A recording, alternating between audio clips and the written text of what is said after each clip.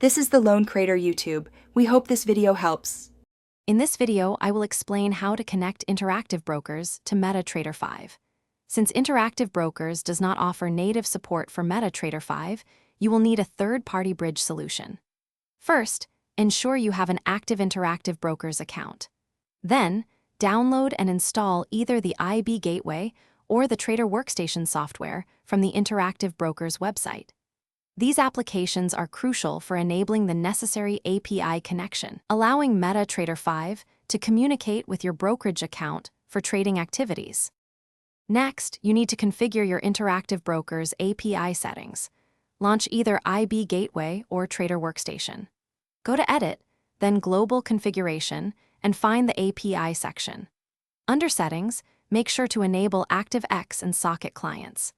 It is also recommended to disable Read-Only API and add 127.0.0.1 to your trusted IPS list. This ensures secure and proper communication between the platforms. Now, it is time to install and configure your chosen bridge software. Several third-party solutions are available, so select one that suits your needs. Install this bridge application on the same computer where your IB Gateway or Trader Workstation is running.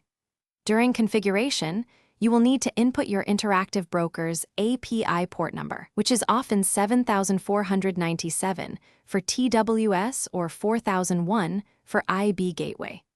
Also, specify the installation path of your MetaTrader 5 terminal to ensure proper linking. For the final steps, open MetaTrader 5. You will typically add the bridge software as an expert advisor to a chart. Before doing so, navigate to Tools, then Options, and under Expert Advisors, ensure Allow DLL Imports is enabled. Input your Interactive Brokers, account login, and other connection details into the bridges settings within MetaTrader 5. Finally, place a small test order to verify that trades are routing correctly from MetaTrader 5 to your Interactive Brokers account. Thanks for watching. Consider subscribing if we helped you.